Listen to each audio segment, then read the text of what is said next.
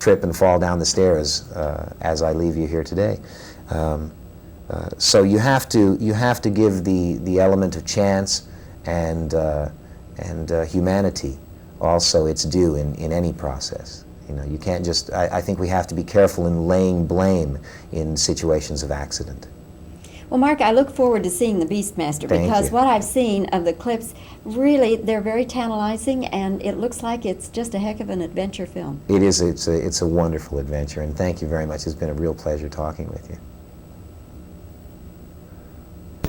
Yes. And I think they feel, going to a film like that, that they've really gotten their money's worth. Yeah. And Americans were so hyperactive as a nation, Right. that we want to get in and get out. You know, 2 hours is max for us. Yeah. You know, the popcorn's over. Car chases and yes, yeah, exactly. Right. Exactly. And but I just really thought, like you, I thought it was very rich. See, The Duelist is another film that I've is yet to moves see that. I've for never a moment about the swords and the flames and the horses running through and how they got away from us. And it was the middle of winter when we did this, and so very often you see the crew and they'd be wearing their hats and their things, and you know, I'd be standing there naked. So it was an interesting time, certainly. Also, what you're seeing here is my out of work hair.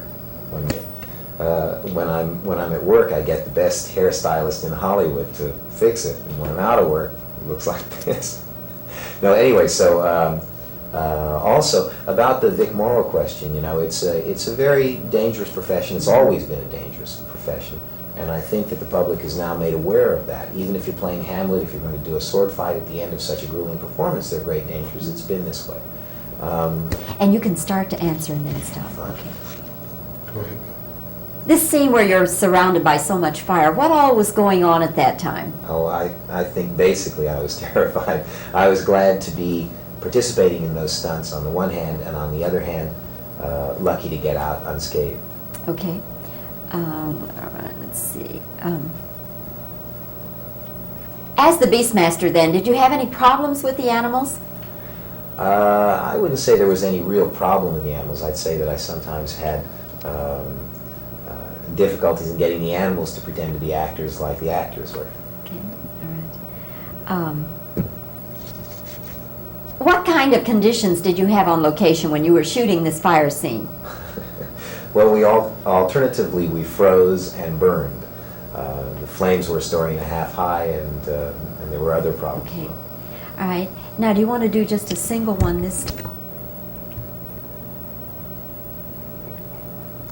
Some people may look at this and say it's kind of a cross between Tarzan and Conan the Barbarian.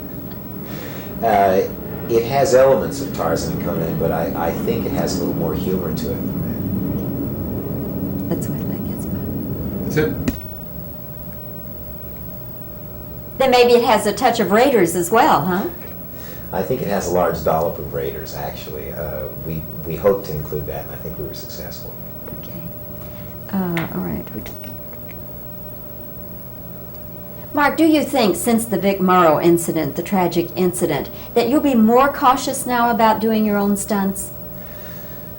I think that everybody is cautious about doing stunts. I think that people will certainly be more cautious about them, but acting has always been a very dangerous profession. Okay, that's fine. Okay. Yeah. Some people, no, I used some people before, okay. What about this factor, though, that a director does a stunt that's terrific and then the next director feels he must do one that is twice as terrific, twice as dangerous? I think the element of outdoing is good. I think the element of danger isn't necessary.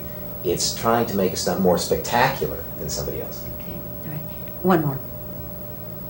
But ultimately, the director is the responsible party, right?